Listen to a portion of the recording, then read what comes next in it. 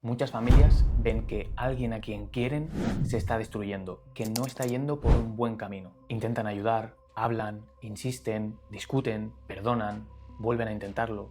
Y muchas veces, además de preocupación, sienten culpa, vergüenza, miedo y soledad. Quédate porque te voy a contar 3 errores típicos que influyen en que, por mucho que quieren ayudar, acaban consiguiendo el resultado contrario. Vas a entender por qué a veces eso que haces no te lleva al objetivo esperado.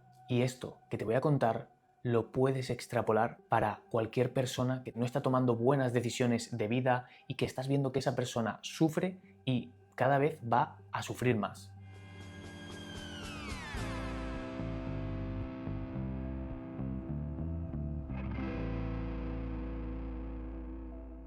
Vamos a ver la que realmente es la forma adecuada de ayudar a esas personas. Hablemos de un error súper común: proteger demasiado. La familia o las parejas muchas veces tapan las consecuencias, justifican, pagan, rescatan y perdonan demasiado rápido. La familia muchas veces suaviza lo que ha pasado, intenta que su ser querido no sufra las consecuencias de sus actos y lo hace por motivos humanos, porque siente culpa, pena, cariño, miedo y esperanza de que esta vez sí que cambie. Pero cuando proteges demasiado, puedes estar quitándole a esa persona una de las pocas cosas que puede hacerle despertar, y es enfrentarse a la consecuencia real de lo que está haciendo. Esa ayuda que se le brinda no es falta de amor, pero sí puede ser una forma de sostener el problema. En esas situaciones es muy difícil contener el querer ayudar a tu ser querido, y más si lo ves sufrir, y más si te lo pide. Pero cuando eso ya ha pasado varias veces, debes ver que lo que estás haciendo no te está conduciendo a los resultados que quieres. Y es que si lo que quieres es que cambie de camino, que deje de tomar ciertas decisiones, que deje de hacer ciertas acciones, deberá de dolerle lo que le tenga que doler para que su mente entienda que esto es mucho peor de lo que hasta ahora está siendo. Porque si no tiene consecuencias o no tiene la totalidad de las que debería tener, no puede hacer la conexión y ver que eso es tan malo, porque puede que le estés ayudando, porque lo estás suavizando. Eso acaba haciendo que esa persona dependa más de ti, que se fragilice y que no sea capaz de mirar a todo lo que está generando por no elegir el camino adecuado. Y lo gracioso es que encima luego acabas siendo tú el malo, la mala. Te acaban echando la culpa o haciendo sentir mal por no estar ahí una vez más. Aunque suene duro, tienes que ver el bicho que estás creando. Un ser humano que, por no ver y sentir las consecuencias de sus acciones, se ha convertido en un tirano. Se ha convertido en una persona egocéntrica y egoísta que lo único que puede hacer es absorber, es succionar y parasitar todo aquello que pisa. Sé que no gusta escuchar esto porque a esa persona la quieres, pero es en el lugar en el que está ahora mismo y no va a salir con más cuidados, no va a salir con más ayudas. Lo que a la gente le hace salir escopeteada del lugar en el que está es el dolor. Deja que duela lo que merece que le duela. Deja que sienta lo que en el fondo debería sentir.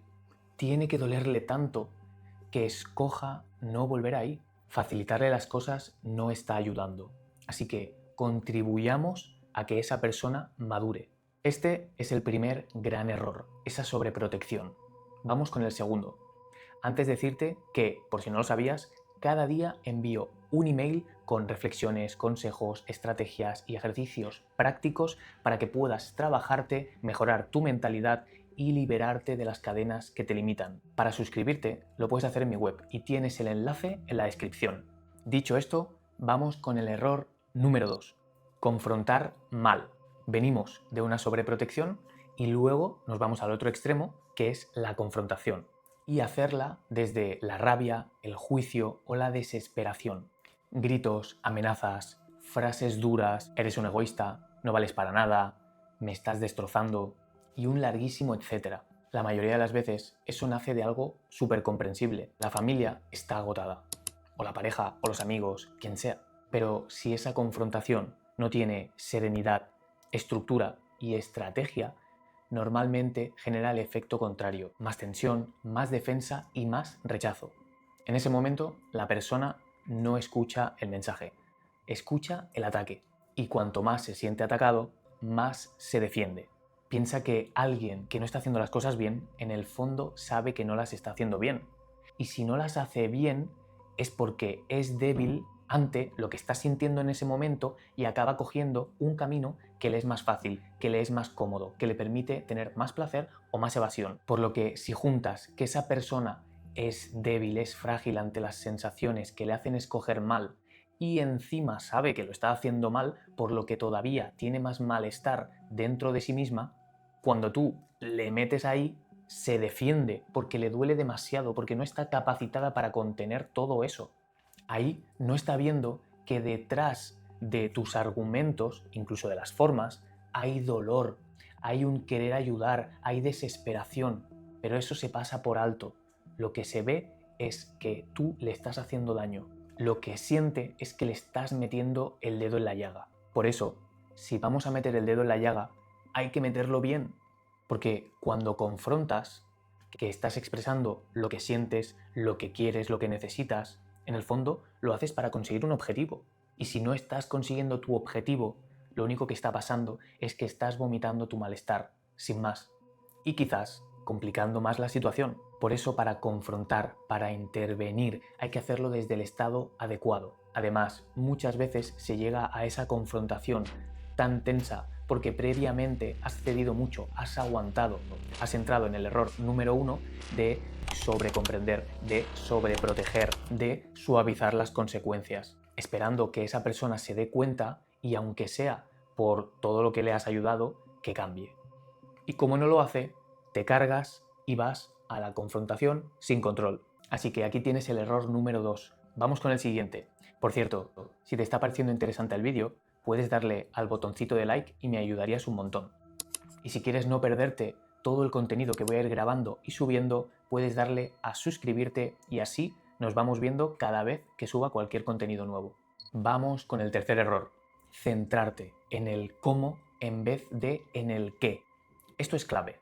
La familia, o la pareja, o los amigos pueden elegir el qué, que haya unos mínimos de convivencia, que no haya faltas de respeto, que no haya mentiras, que no haya robos, que no haya violencia, que cumpla con unas normas básicas, que no destruya el entorno familiar o relacional del tipo que sea.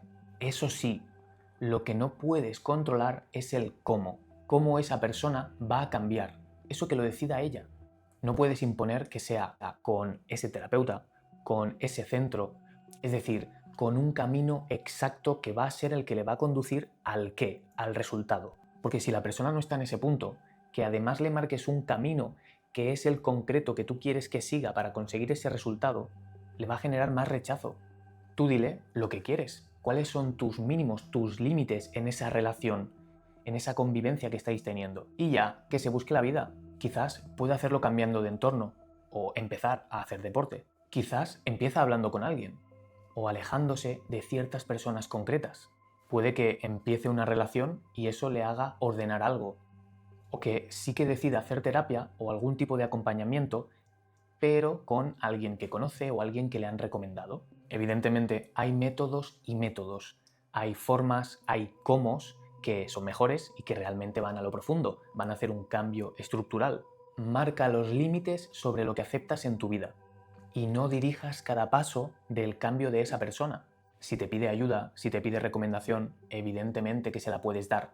Pero es importante que no sienta esa presión de que le empujas a una única vía para conseguir aquello que quieres. Mientras intente darte aquello que es lo mínimo, lo necesario para vuestro vínculo, por muchas hostias, fallos, fracasos que haya por el camino, poco a poco ya encontrará cuál es el correcto, pero céntrate en el resultado. Estos son 3 errores muy típicos que cometen familias, parejas o amigos que con muy buenas intenciones quieren ayudar, pero acaban consiguiendo lo contrario.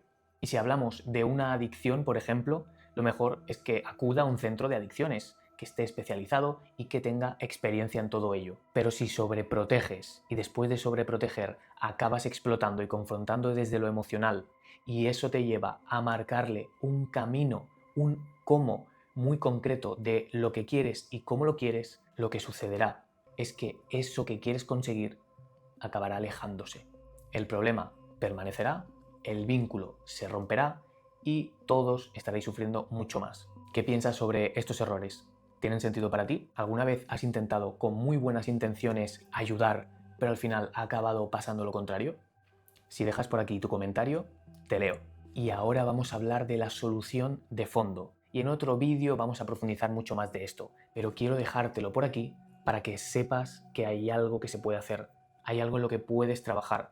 Y es algo en lo que te tienes que mentalizar porque también te va a llevar a ti a un proceso de desarrollo personal. La solución de fondo es aprender a soltar. Y esto es muy incómodo, porque muchas veces la familia, por ejemplo, no suelta y dice que es por amor. Y no es que no lo haya, claro que lo hay, pero muchas veces también hay otra cosa. No suelta porque no soporta el dolor que siente cuando ve que esa persona no escoge el camino que cree que es el adecuado y que le lleva a no sufrir. Es el dolor que siente esa persona lo que hace que no suelte. No es lo que está pasando realmente. Tiene que ver con la emoción. Y es que no puedes estar tirando y ofreciendo la mano constantemente a una persona que reiteradamente te aparta la mano o que la coge un rato y luego la suelta y en ese proceso te acaba dañando. Llega un punto en el que no es solo lo que esa persona está haciendo. El problema también es que tú necesitas que esa persona sea de determinada forma para no sufrir. Y eso es una trampa del ego, porque te hace creer que estás mirando a la otra persona, que lo haces por ella. La familia cree que lo hace por amor, la pareja también cree que lo hace por ayudar genuinamente a esa persona, los amigos también, quien sea. Y repito, quieren ayudar, pero muchas veces al final miran a su propio dolor y necesitan que el otro cambie para dejar de sentir pena, angustia, culpa, vergüenza o todo lo que sienten por dentro. No es que no quieran ayudar, es que la ayuda está mezclada con necesidad emocional. Cuando actúas desde la necesidad, no actúas con claridad, actúas desde el impulso, la reacción. Y cuando mandan tus emociones, no manda tu razón, tu conciencia. Cuando no sueltas, estás impidiendo muchas veces que la persona viva lo que tiene que vivir para mejorar, para cambiar, para aprender y desarrollarse, y le quitas la posibilidad de encontrarse con el resultado de sus actos. Porque muchas veces una persona no cambia porque alguien le explique mejor lo que tiene que hacer para cambiar. Y cambian cuando la realidad deja de amortiguarle. Esto es duro, pero es importante. Soltar no significa abandonar, significa dejar de controlar lo que no puedes controlar. Como te decía, cuando una familia, una pareja o cualquier persona que ama a otra persona que no está escogiendo el buen camino quiere ayudar con esa necesidad, hay muchas emociones y muchas están mezcladas. Culpa, pena, miedo a que le pase algo, vergüenza por el que dirán, frustración por todo lo que han intentado y no han conseguido, rabia por todo ello, esperanza de que ahora sí cambie, miedo a sentirse mala persona y a que ocurra lo peor. Y mientras esas emociones no se trabajan, la persona, el familiar que quiere ayudar, se cree que está actuando por estrategia, pero en realidad está actuando para aliviar su malestar emocional. Por eso primero hay que mirar adentro, no para dejar de ayudar, sino para ayudar mejor. Y eso te llevará a intervenir bien. Que intervenir bien no es hacer más, es hacer mejor. Es hacer lo que realmente te va a dar esos resultados que quieres. Porque si haces un montón de intervenciones, si desgastas un montón de energía, de atención y no se consiguen los resultados, sino muchas veces todo lo contrario, no estás interviniendo bien. Intervenir bien a veces implica hablar, otras implica callar, pero todo eso, esa precisión, no la puedes conseguir desde la alarma, desde el pánico. Tiene que decidirse desde la claridad. No necesitas hacer más, necesitas poder hacerlo desde otro lugar y si es necesario, poder soltar.